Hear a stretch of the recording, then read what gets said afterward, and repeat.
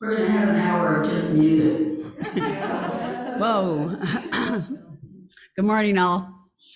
As we enter into this virtual service, please note that those of you participating via Zoom have been muted by our host, and we ask that in-house participants please remain masked while in the sanctuary. Also, please be advised that the service is being recorded and, with the exception of joys and concerns, will be published online. So finally, if you wish, take a moment to arrange your own chalice at home.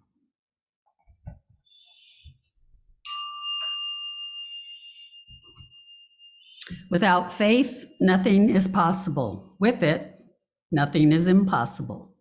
Mary McLeod, Bethune. Mary Ann will light our chalice here in the sanctuary. I invite you to light your own chalice and place it where it can be seen by all of us, if you are able.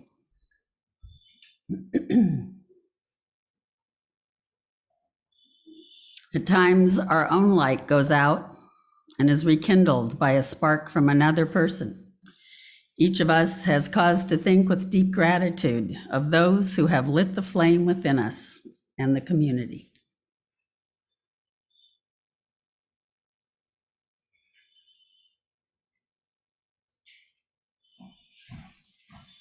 Before we sing the first hymn, let me remind our remote participants to leave yourselves muted and our in-house participants to remain masked. However, we want you and whoever's with you to sing with Mary and Jan as big and loud as you like. Make it a joyous experience. Please stand if you're able to sing the opening hymn, Be Thou My Vision, number 20.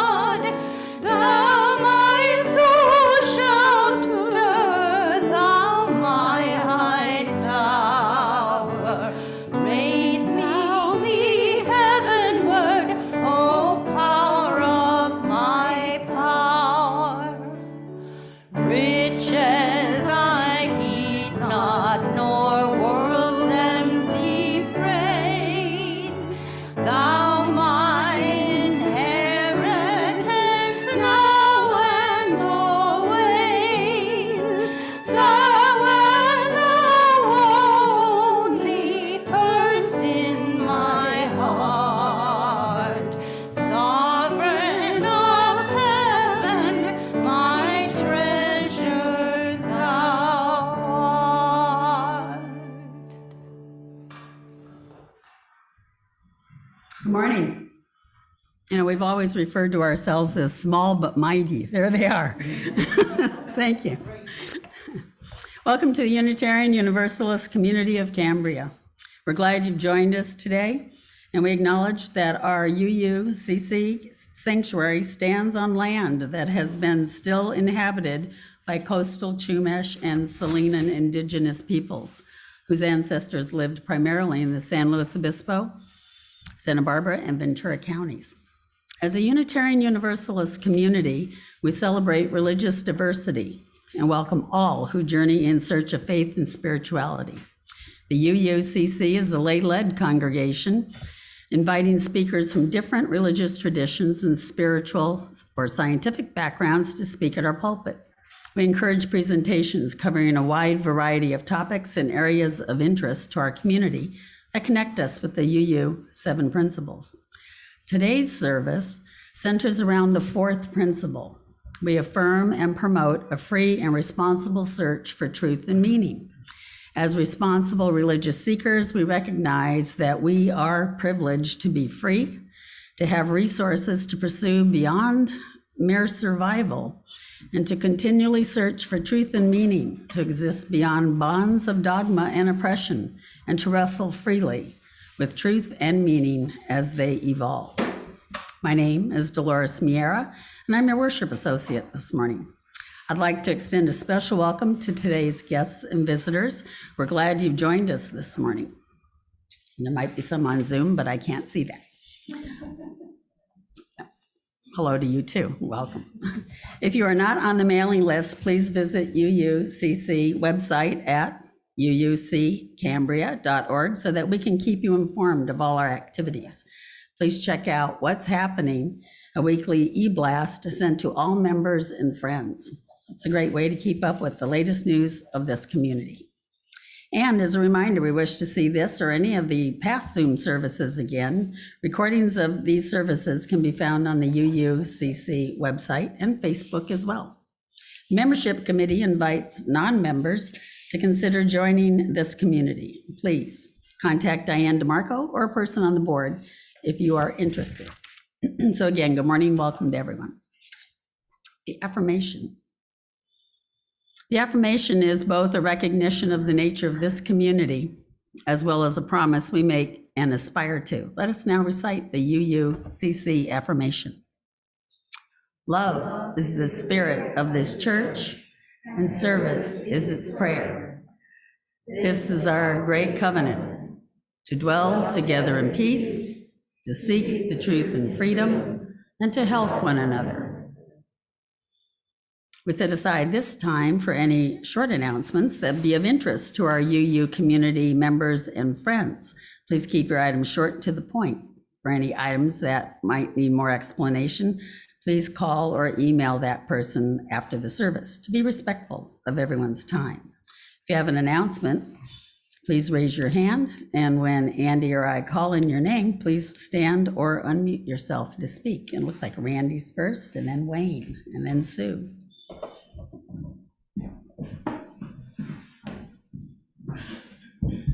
Good morning. I have two quick announcements. The first one is that tomorrow at 5 p.m. on Zoom is the monthly worship committee meeting. So those of you who are members, please be there. And if you are interested in joining our meeting, you're very welcome to. Just let me know and I'll send you the link.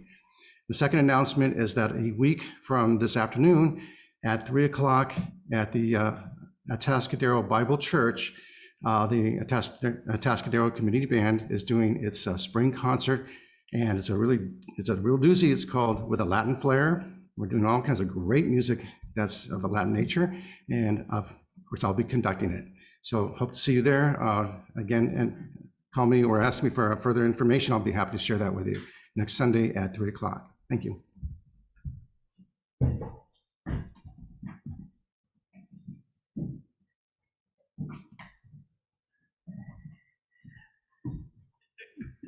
Green Space's April newsletter was published just this week. It focuses on the acquisition of 13 more acres of Strawberry Canyon for preservation. I'm going to ask Lori to put the link in this week's newsletter. I recommend it.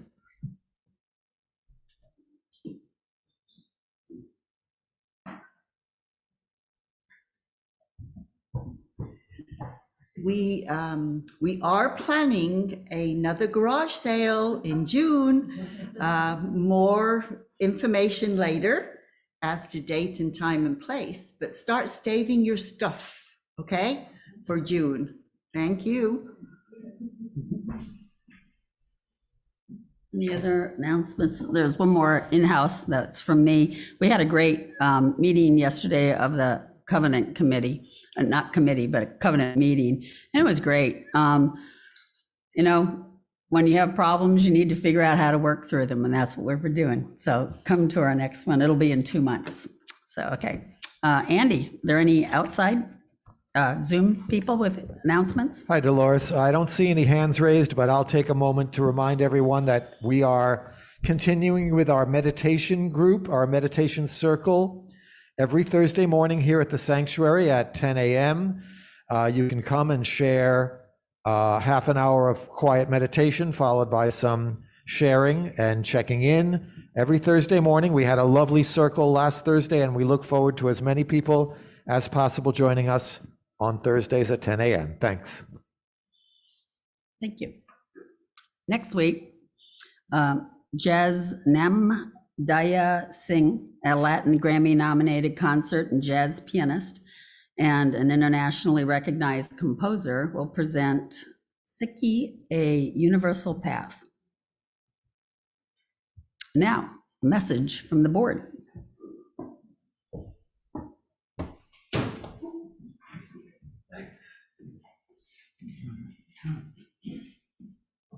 Okay, I'll step up for this one. So good morning. I'm Andy Fagan, Vice President of your UUCC Board of Trustees.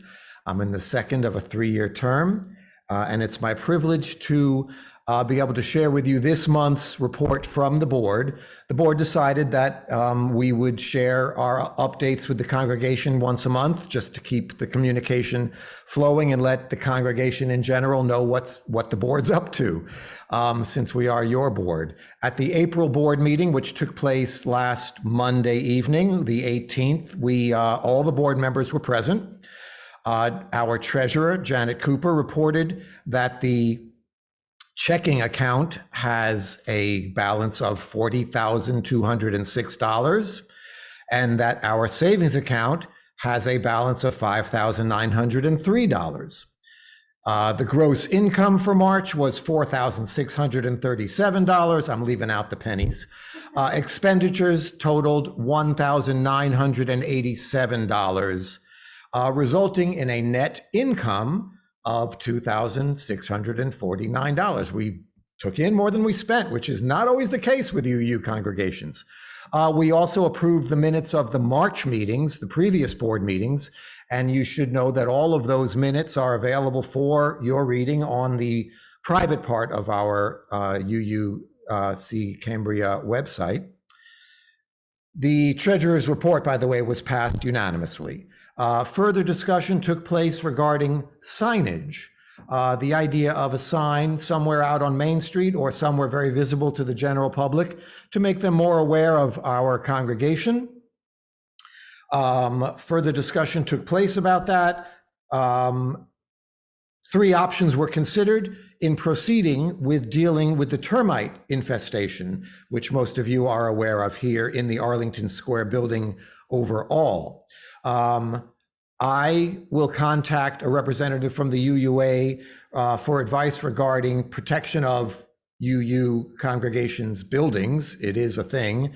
I've already begun that process. I will continue that and report to the board at the next meeting. Randy Schwalbe will be contacting our insurance company to learn of any coverage options that we have for termite damage.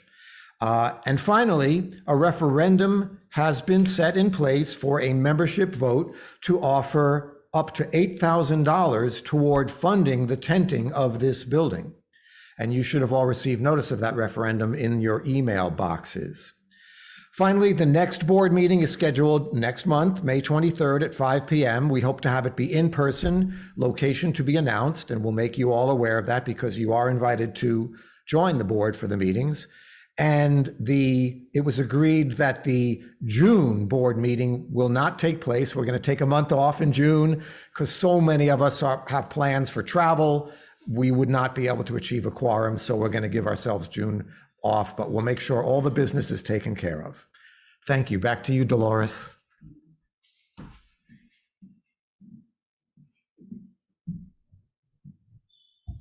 And the box comes back. Joys and concerns, sharing together some of our personal and significant joys and concerns brings us closer as a faith community. We invite you to share the milestones that are deeply felt as part of your personal life. But please be mindful and considerate of all who come to worship with us this morning. This is a time of community building. The collective flames of these candles embody all the joys and sorrows which may have gone unspoken today, but are also deeply felt in this community. Our first reading today will be read by Jan Kallner this morning. It's an excerpt from Jitterbug Perfume by Tom Robbins. A nymph named Lalo is speaking to a human couple who have been alive for over 600 years on the subject of immortality of the gods, in particular, the goat god Pan.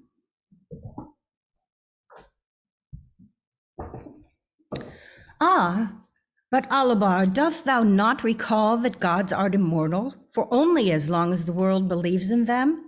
Thou hast only to look at Pan to see how a god dwindles when belief in him dwindles. Immortality has its conditions. And the conclusion that one would draw from Pan's admission that he lives only so long as men believe in him is that men control the destiny of their gods. Thou mightst even say that men create their gods as much as gods create men. Gods and men create one another and destroy one another, though by different means. Now, there are the men who think they no longer needeth Pan. They have created new gods, this Jesus Christ and his alleged papa, and they think that their new creations will suffice. But let me assure thee that Christ and his Father, as important as they may be, are no substitutes for Pan. The need for Pan is still great in humanity, and thou ignoreth it at thy peril.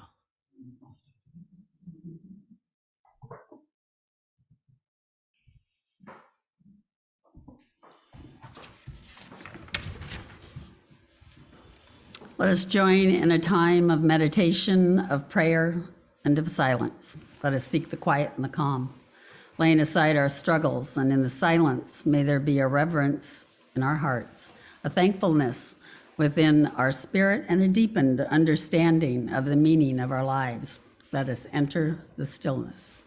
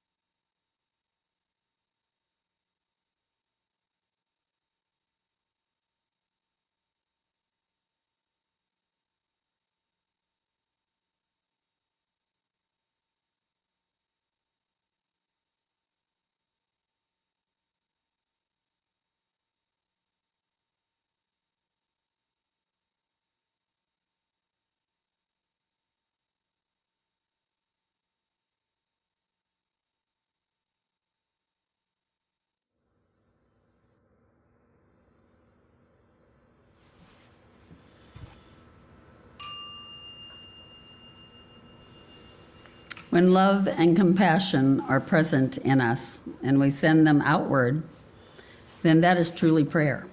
Further, in sending love outward, we may notice a change in our own heart. Second reading is a collection of quotes about faith. Faith does not make things easy. It just makes them possible. Luke chapter 1, verse 37. Faith consists in believing when it's beyond the power of reason to believe. Voltaire. Sometimes life hits you in the head with a brick. Don't lose faith. Steve Jobs. Faith is the strength by which A shattered world shall emerge into the light. Helen Keller. Faith does not eliminate questions, but faith knows where to take them. Elizabeth Elliot. Doubt is a pain too lonely to know that faith is his twin brother. Kahil Gibran. Faith is taking the first step, even when you don't see the whole staircase. Martin Luther King Jr. You can be rich and talented, but if you don't have faith in yourself and in the beauty of life, every day will feel like a struggle. Rashmi Lair. Faith is the glue that holds a belief system together. Randy Schwalbe. The greatest legacy one can pass on to one's children and grandchildren is not money or other material things accumulated in one's life, but rather a legacy of character and faith. Billy Graham. Please stand if you are able and sing A Fierce Unrest, number 304.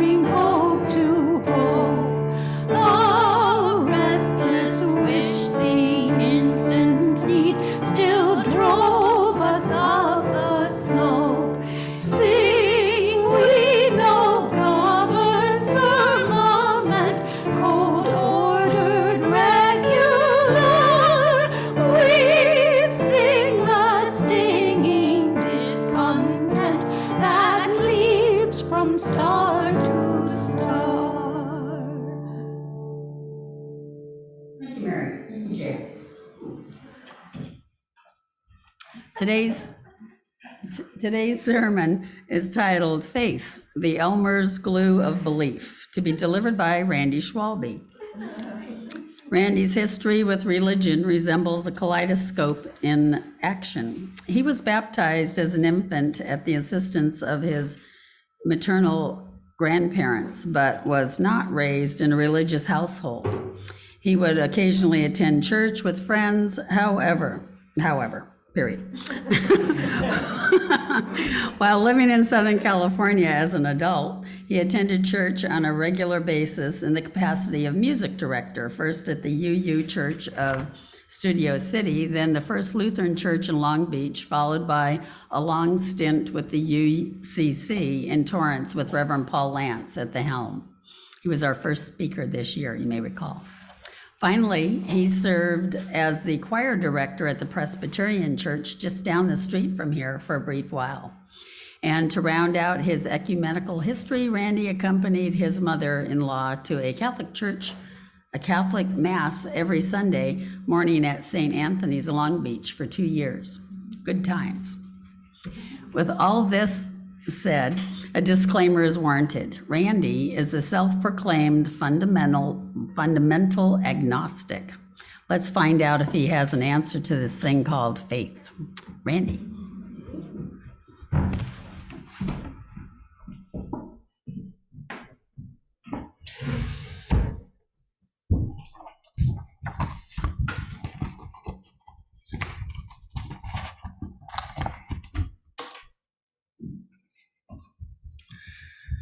Thank you, Dolores, and good morning, everyone.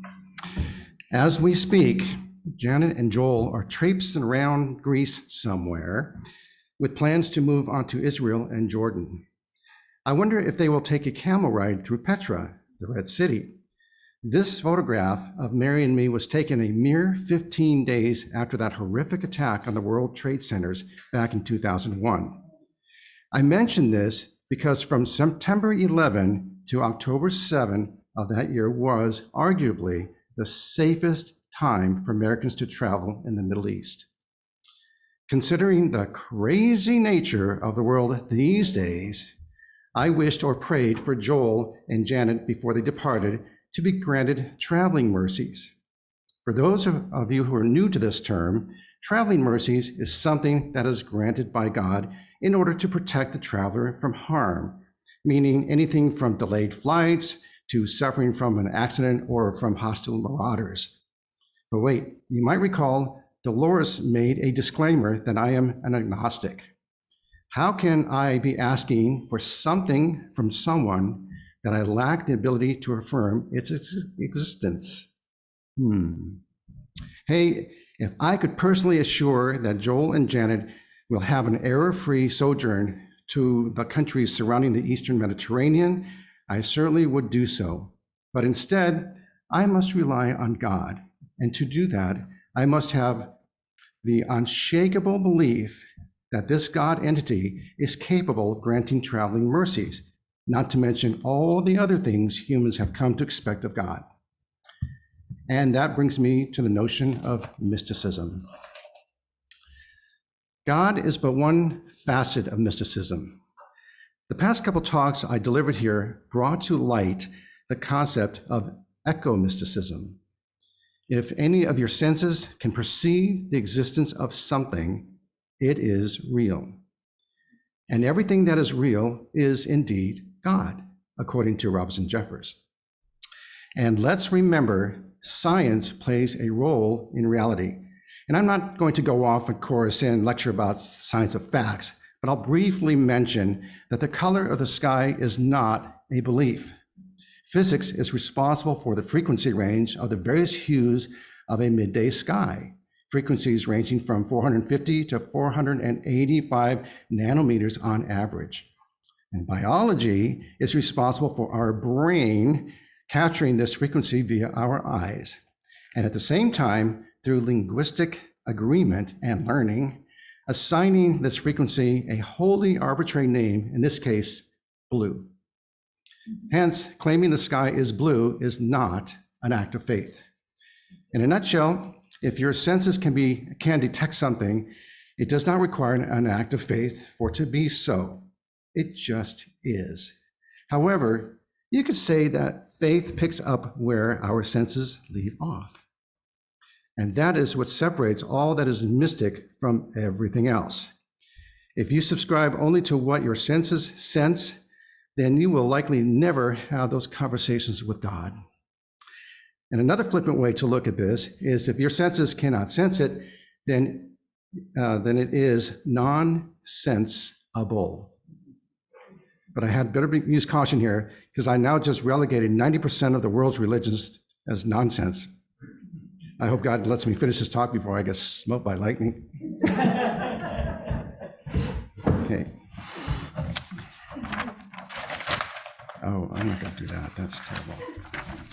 Sorry. Continuing. However, the common thread of mysticism can be thought of as something that requires a means beyond our five senses to make it appear real. And that something is our mind engaging in believing. As Lalo, the nymph, stated from the first reading, nice nymph action, Jan, God and all the other gods don't exist if the human species fails to believe in them. So this is where faith comes in. And I contend it takes an act of faith to believe. It takes an act of faith to believe.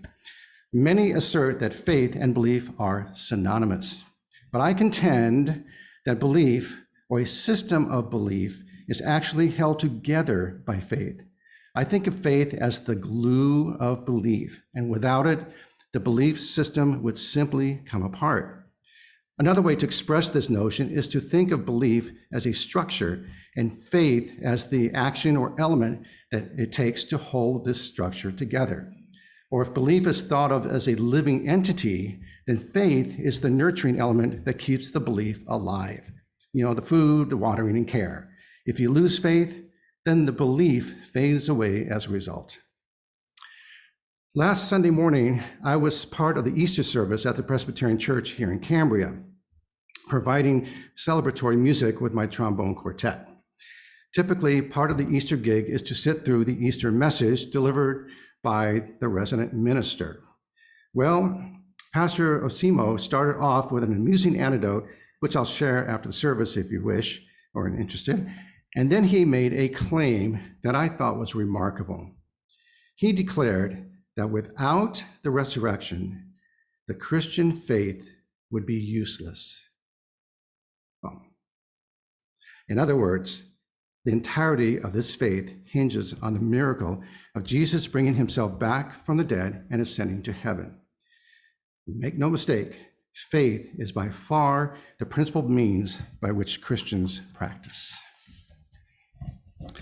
One of the standard definitions of faith is a strong belief in God or in the doctrines of a religion based on spiritual apprehension rather than proof.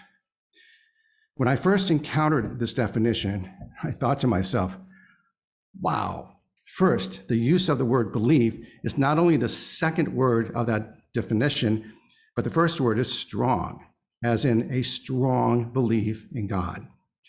But the wow phrase is spiritual apprehension. Apprehension, as most of you are aware, is the anxiety or fear that something bad or unpleasant will happen. In other words, people of religious faith will choose an unprovable belief versus a fact that has cold, hard evidence. The God gene in action. The pious person will choose the mystic route over the eco-mystic route every time. You just blaspheme God, and moments later, an earthquake strikes. Was that God showing displeasure, or merely a coincidence of nature? Some of you out there might be thinking at this moment, hey, wait, hold on. Faith is not just about believing in the mystic. There's got to be more to faith than that. And you would be correct. After giving this notion of faith some requisite thought, I found faith comes in three varieties. The first is what I have been covering these past few minutes, using your cognitive energies accompanied by strong emotional energy to focus on a mystic belief. God, Christ, not necessarily Jesus, the occult, the afterlife, etc. Can be characterized as religious faith. Typical phrases that illustrate this type of faith are, I have faith in God, or your mysticism of choice, or I have faith in the existence of God, or the mysticism of your choice. Often, this faith may very well define you as a person, or more accurately, something you use to define yourself. Yes, I am a person of faith. This would imply you have successfully completed the boot camp of faith. You or others consider yourself to be a certified person of faith. Others may admire you, possibly more for your level of conviction than for your belief system itself. Some may even associate courage with your strong sense of faith. However, that courage may be needed to deal with your skeptic family and friends who may not subscribe to the mystic and may dismiss your faith as false pride. When your faith is challenged, either directly or indirectly, you may feel the need to take up arms by trying to account in scientific terms for the mystical nature of your belief. For those direct confrontations, you might be able to appeal to your detractors' God gene by citing the Bible. Many denominations today support the use of the Bible as the only infallible source of Christian teaching. In other words, the Bible is not to be questioned. Ultimately, it may be best not to discuss religion at the dinner table if you're in mixed company. Then there are those indirects who have decided to initiate a defensive by erecting museums and arc experiences filled with irrefutable facts, logic, and even so-called science in a gallant effort to demystify beliefs, thereby overcoming the absence of the five senses, making faith synonymous with fact. Yes, the earth is indeed less than 7,000 years old, and humans did commingle with dinosaurs. I'm not attempting to belittle these efforts, but instead to illustrate to what lengths individuals will go to elevate their faith. This category of faith, the belief of something mystic, is likely the inner foundation, the fundamental core of a pious individual. And society, more often than not, honors this distinction. Our forefathers saw fit to keep God in the narrative in spite of the colonists' rejection of a church-run state. One may ask, why would they seemingly contradict one of their core tenets of independence, the separation of church and state, by referencing God 6 times in the Declaration of Independence?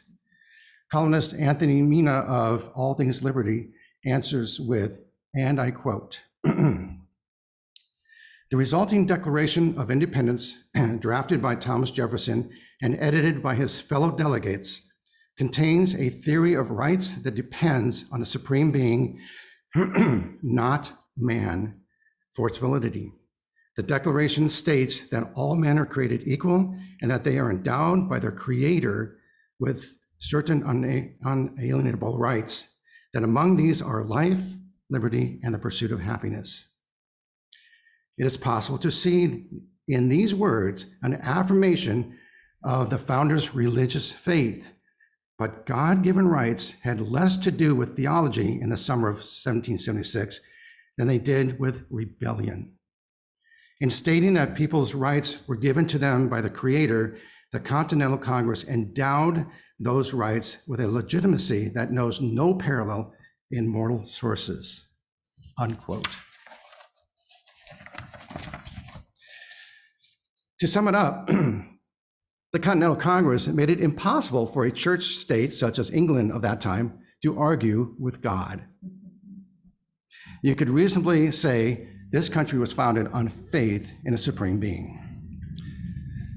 The second category of faith is closely related to hope, the hope that God will guide you through anticipated challenges.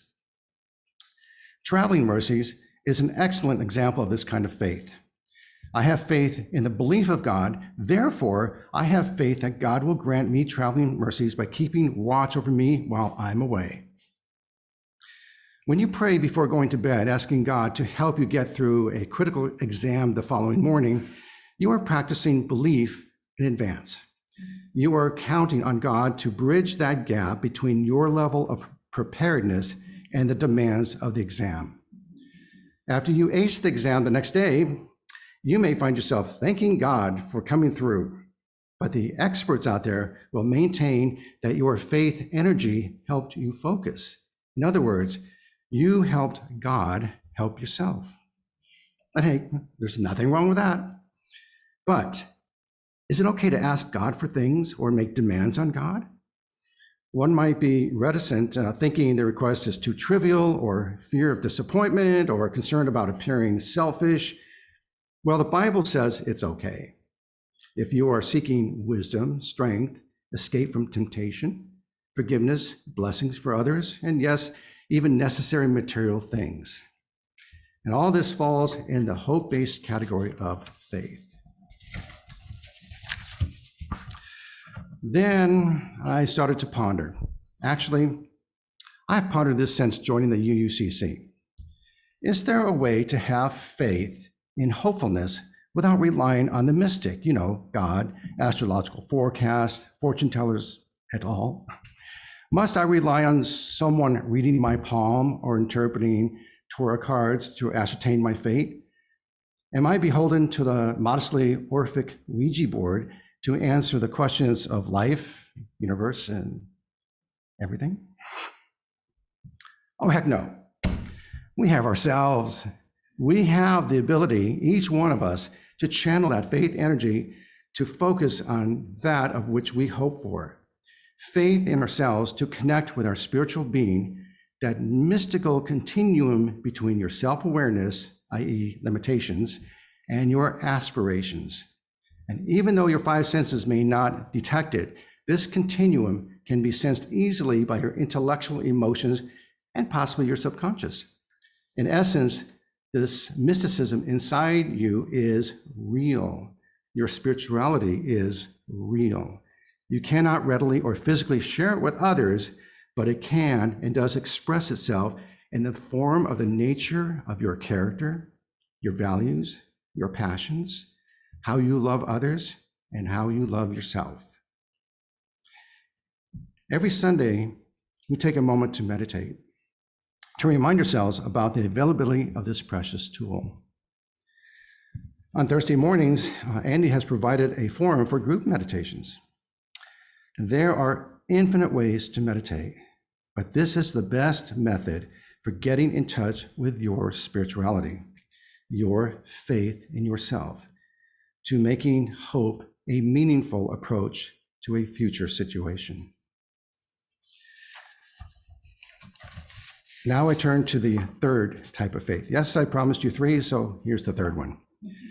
Trusting faith.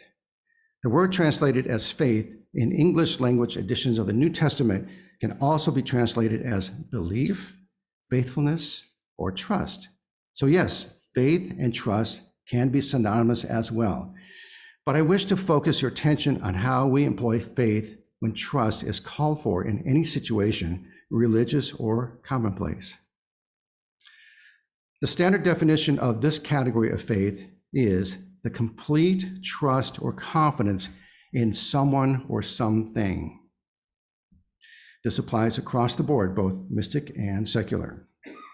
And just an aside here, remember when you were in grade school passing notes to your friend without getting caught by the teacher? Well, you and an anonymous clerk on the other side of that check stand are doing essentially the same thing, but not intentionally nor under the threat of getting caught. Whenever there's an exchange of hard US currency, a little note is attached. In God we trust. What is the meaning of this? Is it a breach in a core tenet of ours, the separation of church and state? Is it our government continuing to affirm the legitimacy of our sovereignty as our forefathers did? Possible answer waits in the future talk, so stay tuned. By the way, if you do not fall into that category of faith in a higher power, then you might feel obliged to remind that receiver of your coins to disregard that message imprinted on them. Yeah. But now I will focus on faith that we practice in our everyday lives. You will be amazed at the types of people to whom you assign your unwavering faith. Let's start with the obvious, your family and friends. In a healthy relationship of, say, a married couple, each spouse will, in their heart of hearts, have faith in each other, uncompromised trust. They know inherently that no matter how rough things get, they will pull through. They also know that the other will maintain his or her fidelity, i.e. remain faithful, and that neither will resort to verbal abuse or violence. That may sound like an ideal marriage, but it should actually be the minimum standard. But does this carry over to all the members of a family? You would think so, considering blood is thicker than water, but that is a reference to loyalty and love, no matter how crappy a person your sibling may be. But faith is not blood. I love my dad, but I trust him only as far as I can throw him. And this brings me to an important distinction here. Blood comes with the territory. Faith must be earned. This is why you will often find that folks treat their close friends far better than their own flesh and blood. I love you because you are my sister, but I would never loan you the $100 I just loaned to my friend Jake. I just don't have faith in you. To reiterate, trust faith must be earned. The religious faith is, for the most part, learned, especially when the God gene is stimulated. Also, the trust faith does take time to be earned. Many repetitions of good faith acts by others toward you will win your trust, your faith in those others, including family members.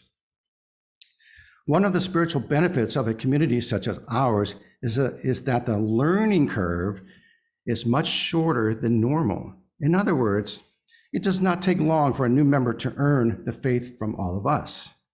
And this is precisely why our covenant is so vital. By pledging to this promise, we can move quickly to the finishing touches of a faithful relationship with folks we've known only for a few weeks, just as with those we've known for years. And this is why our potlucks rock.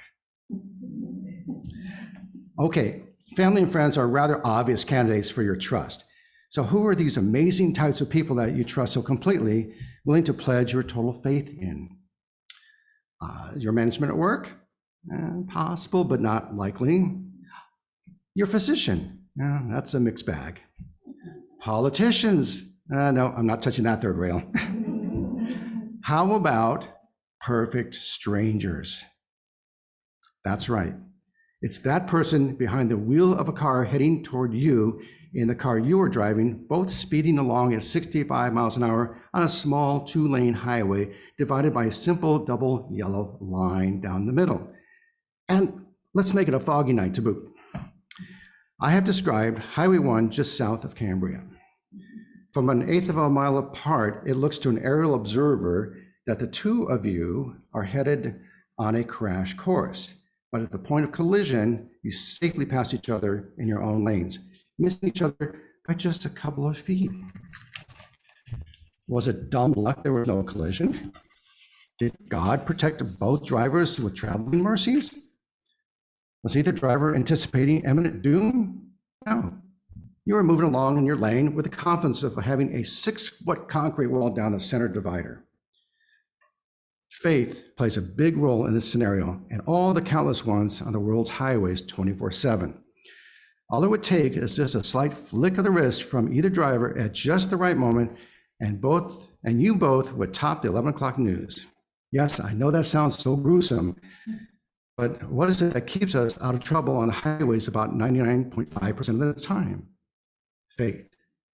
Faith in the other drivers and faith in your own ability to drive. And oh, by the way, 99.99999% of those other drivers are indeed perfect strangers to you. Yet you entrust your faith in them far more readily than those you know. Now, this may sound freakish, but could we exist as a society without this faith in strangers? How deep is your faith when boarding an airplane? The pilot has the fate of over 100 people, including you, in his hands holding the yoke. You and your family or friends choose a restaurant on a whim while traveling. How much research did you commit to assure that that restaurant is safe? All it really takes to commit faith to that establishment are two things. People are eating there and nobody's being carried out on a stretcher. Good enough, let's eat.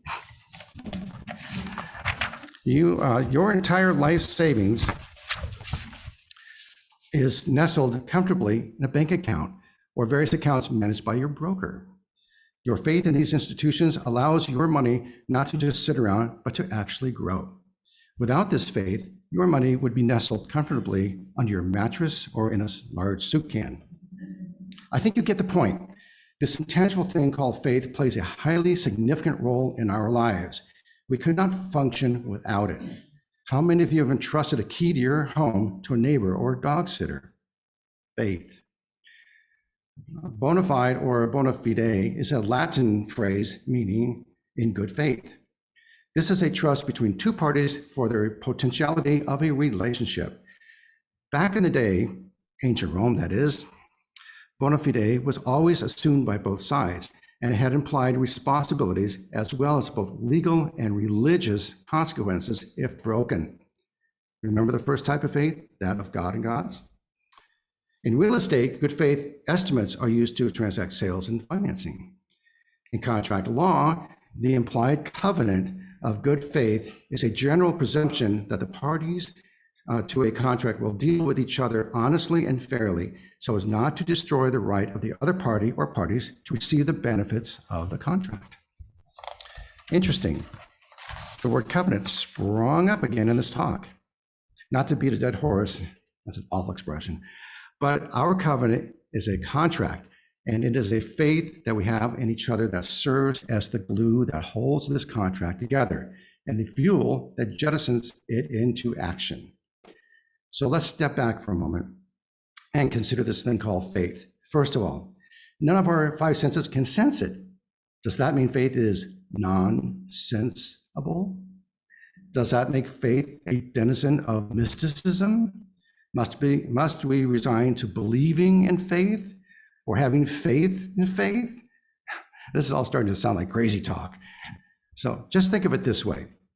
Faith is that one exception to the rule that something is not real if your five senses cannot sense it. Faith is real. Faith is what keeps our species and all the other species on this planet alive. Take a sobering moment to ponder the level of sanity those few individuals possess who have access to the red nuclear button. We have faith in them, but do we have a choice? So before I finish, there's one thing there's this thing called mala fide, bad faith. This usually applies to those who engage in deception or disingenuousness. Also, what happens when a trust is broken or severed? The faith you had in someone was breached. What then? If the offender is a stranger to you, such as an inebriated driver causing harm to you or your loved ones, time will heal that wound to a point where your trust in humanity will be regained, not necessarily with that offender. However, when a trust is breached between acquaintances, family members, friends, workmates, and the like, from my perspective, the wound can never fully heal. Once a spouse has been caught cheating, that relationship will forever be changed. Yes, forgiveness can and does soften the pain enough so that the relationship can continue, but the scar on that bright, beautiful orb called faith will never go away. So the message today comes down to this. Cherish with all of your being the faith you place in others and the faith others place in you. And this means the faith you place in yourself as well. Have faith and be faithful with sobering intent. Love and trust are the two most precious gifts we possess. Nothing else matters without these two. Actually, time is more precious, but that's a given. All the riches in the world are meaningless by comparison. And the irony of these three greatest gifts, time, love, and trust, is that they are all untouchable. So be it.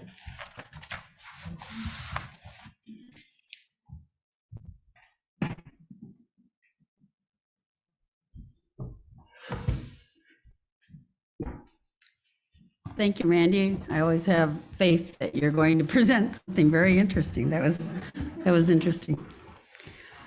This morning's offering will now be given and received. Please keep in mind that this congregation is entirely self-governed by the democratic process.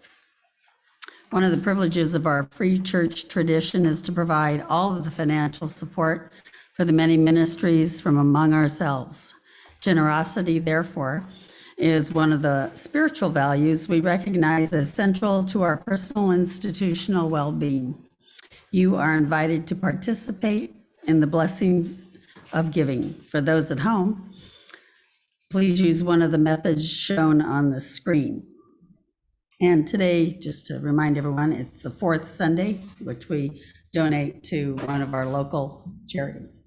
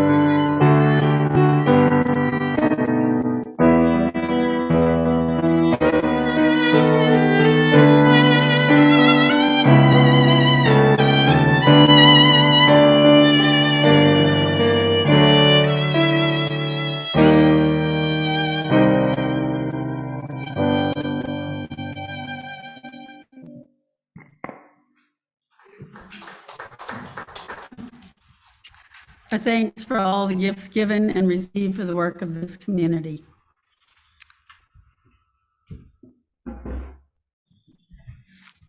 Let's all now sing the doxology.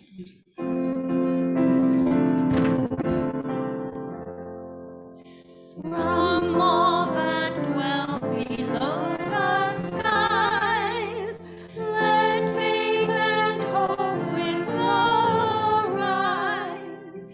Let beauty, truth, and good be sung through every land by every tongue.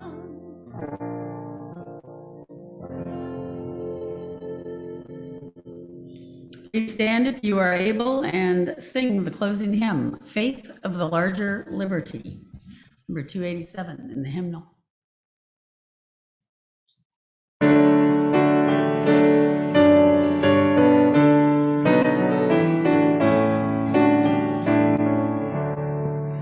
Faith of the larger liberty, source of all life expanding.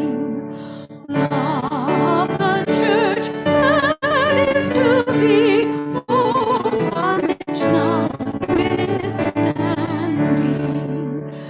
Faith of the free, by thee we live, by all that givest, and shall live our loyalty commanding. Heroes of faith in every age, far-seeing, felt denying, wrought and increasing heritage, monarch and creed deciding. Faith of the free in thy dear name, our costly heritage we claim, their living and their dying.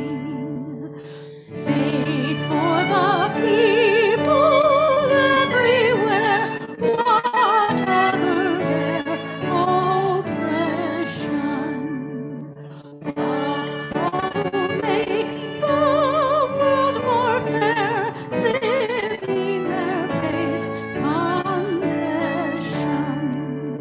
Faith of the free, whatever their plight, thy love and liberty, thy light shall be our blessed possession.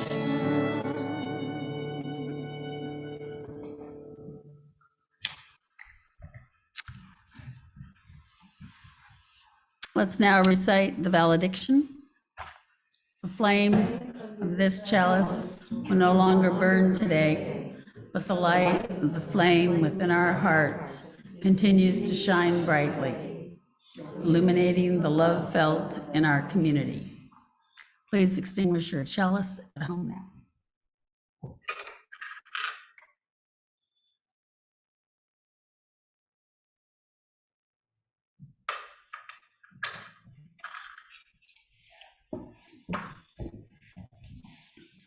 After the benediction, join us for questions and comments.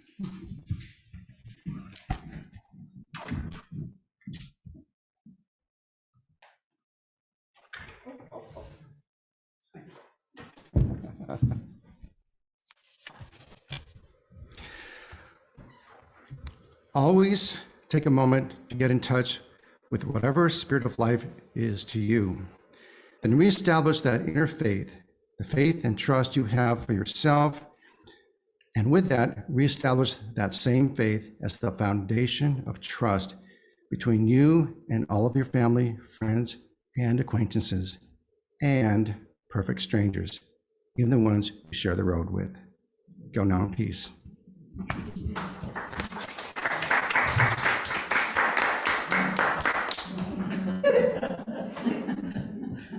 Oh, that's true. Okay.